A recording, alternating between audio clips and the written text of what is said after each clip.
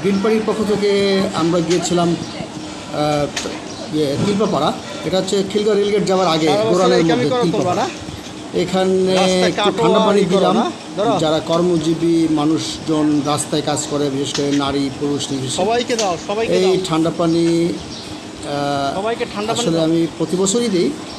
এবং এরপরে আমার যাওয়ার কথা আছে বাড্ডা, সেখানেও আমাদের কিছু মা বোনেরা কাজ করছে। এখানে আপনারা দেখতে পাচ্ছেন শ্রমিক সাধারণ পানি খাচ্ছে এবং সেখানে নারী পুরুষ নির্বিশেষে সবাই কাজ করছে। গ্রিন পার্টির পক্ষ থেকে আমাদের যতটুকু সাধ্য ফুড কার্ডের আওতায় ঠান্ডা পানি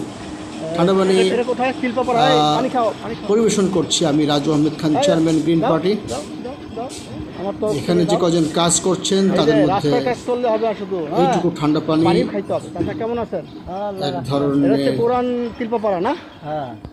আনন্দের উদ্রেক করেছে, আপনারা দেখতে পাচ্ছেন। একটু এই প্রচণ্ড গরমে একটু মানে পাশে থাকা যতটুকু সম্ভব।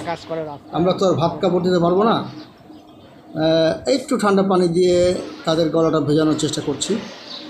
আপনি একটু খান এবং দেখি, আপনারা দেখতে পাচ্ছেন তিলপাপাড়া গোরানের মধ্যে পড়েছে খিলগাঁও, বেশি করে রাজধানী ঢাকার। একদম ঠান্ডা নেই, মোটামুটি ঠান্ডা এবং মিক্সচার।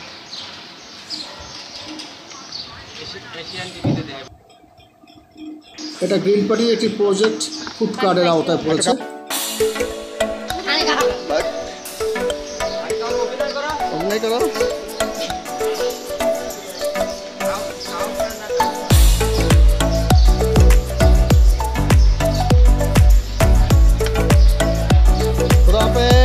জায়গা আবার দেখা হবে।